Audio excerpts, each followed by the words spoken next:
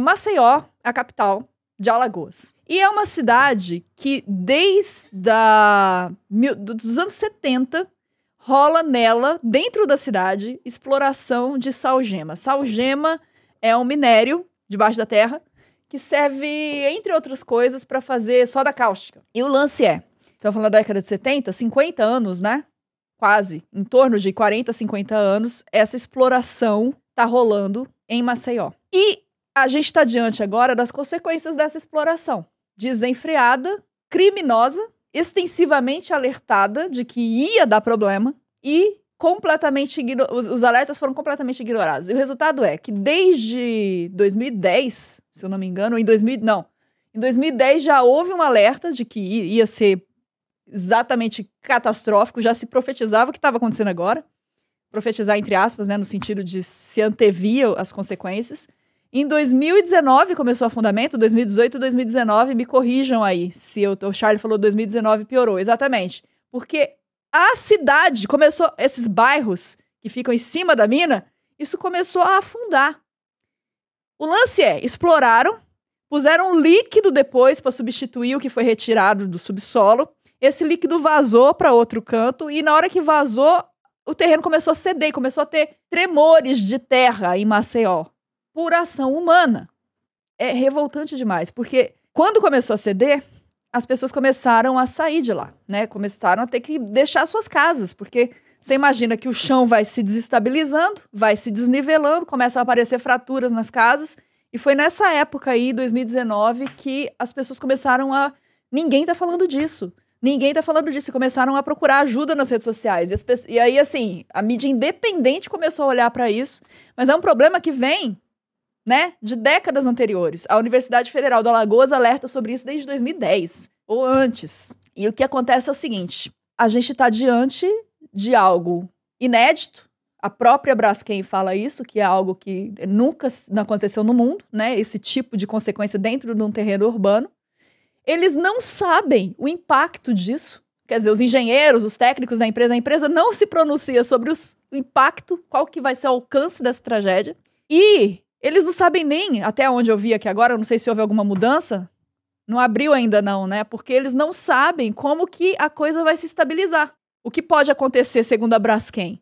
Tem um vão no meio. Então, a superfície pode ir deslizando aos pouquinhos até estabilizar, ou, de repente, pode ter um bum, um movimento repentino e abrupto de pum, ceder de colapso. E nem isso eles sabem dizer se vai acontecer. Então, a população dessa área estava vivendo sob essa agonia, essa ansiedade.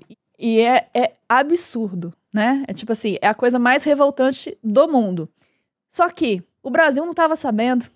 As informações que saíam de Alagoas, as informações que iam para o resto do país, não eram proporcional ao tamanho da tragédia. Mas o que acontece? Aí você vai pesquisar, você volta lá a origem do problema. Década de 70, ditadura militar. Naquela época, antes de começar a exploração, teve um alerta de um ecólogo, de um cientista, ecologista, falando, se começar a explorar aqui, vocês vão colocar toda essa área em risco. Ouviram o cientista? Ouviram o alerta? Não ouviram. Então a gente tá tendo esse cenário, tipo assim, a Braskem, que é uma empresa privada, que está explorando a área, ela estava fazendo propaganda de sustentabilidade na Copa 2028. Enquanto que também tem um monte de contrato com mídia, né? Tem um monte de contrato com veículos de informação. Isso muda o jeito como ela é tratada, não é? Eu vi um post da prefeitura falando que estava solidária às vítimas do afundamento do solo. Como se fosse uma coisa natural, como se estivesse acontecendo do nada, sabe? Tipo assim, a culpa não é do afundamento do solo. O solo não está afundando do nada e sozinho. O solo foi esburacado, explorado, e não é que não havia uma noção do perigo. Havia milhares de alertas, havia estudos, havia universidade, havia cientista alertando. Esses alertas foram conscientemente ignorados e a gente está aí, e agora? Né? Agora tem que o governo federal socorrer. A Braskem fechou esse acordo com a prefeitura de 1,7. Isso eu achei o mais louco, assim. Porque numa matéria falava, já fechou o acordo. Tipo assim, olha como nós somos legais. A gente já tá provendo aqui o dinheiro para consertar. a estrutura. E na outra matéria falava, a Braskem ainda não tem uma dimensão do que pode acontecer. Então, tipo assim, esse 1,7 pode não dar pra tapar uma cárie de uma boca esburacada, né? Isso não inclui o dinheiro das famílias, tá? E aí é outra injustiça, porque, pelo que me disseram, o pessoal que é envolvido, eu recebi algumas mensagens, o valor que a Braskem tá querendo pagar pelas casas equivale só à área do terreno. E não considerando o imóvel que foi perdido. Não só imóvel, tem um custo emocional, tem um monte de coisa que você tem que colocar. Pois é, então assim, não é só a área do terreno, pelo amor de Deus. Só que aí, as famílias ainda vão ter que brigar por essa indenização, ela não tá garantida. Diz que não pagaram nem as famílias. Pois é, isso daí é coisa que eles vão postergar e vai entrar com recurso e vão negociar. Boa parte das vítimas, gente, é um bairro antigo, boa parte vai falecer antes de ver a cor desse dinheiro. Isso que é nauseante, de fato. Uma tragédia desse porte, ela nunca acontece por um fator só. E ela nunca acontece por culpa de um só. O problema que a gente tem no Brasil é uma falta de capacidade de monitorar e responsabilizar pessoas que são responsáveis por esse tipo de coisa. Pega as decisões do judiciário, elas, tipo assim, as indenizações são irrisórias, não causam dano pra galera. Se a galera fatura lá seus 200 bilhões explorando o treco, tipo assim, o que é 1 bilhão? Sabe? Paga 2, é custo operacional. Tipo, não custa. E aí você pega o judiciário, que é completamente dissociado da realidade do povo. Vocês viram o exemplo essa semana, não viram? Da juíza exigindo ser chamada de senhora excelência. Tudo bem, alegou depois que tinha um problema de saúde mental e papapá. Não acho que justifique, porque eu acho que por mais problema de saúde mental que você tem, você se afasta, você não fica sendo, né, autoritária numa sessão. Mas aquilo, gente, aquilo é a realidade do judiciário real e oficial. Quando não era gravado, então, as sessões, era cada abuso, era cada absurdo. Porque é uma classe que ganha muito acima da média do brasileiro e vive dissociada da realidade. E eu tô falando de um fator, um elemento que ajuda a explicar por que acontecem essas coisas no Brasil. Porque essa galera, tipo assim, ela não sente o que o pobre tá sentindo. Ah, perdeu uma casa? Imagina, mas tem a casa da praia, entendeu? Tipo assim, você perdeu sua casa, que você levou 40 anos da vida pra construir? Ah, mas tudo bem, você constrói outra. Porque na cabeça do juiz é assim. Ele ganha pra isso. Cara, eu sou de uma família que perdeu a casa na época do governo Collor. Meu pai vendeu a casa, que era da vida dele, e aí botou dinheiro na poupança pra dar tempo de comprar outra casa. Nesse intervalo, o dinheiro foi confiscado. Então, assim, eu sei o que é esse drama de você perder tudo, sabe? Eu era criancinha, mas eu lembro do rosto do meu pai. Eu lembro do meu pai não dormindo à noite. Eu lembro do que foi pra ele isso. Então, eu sou totalmente solidária, gente.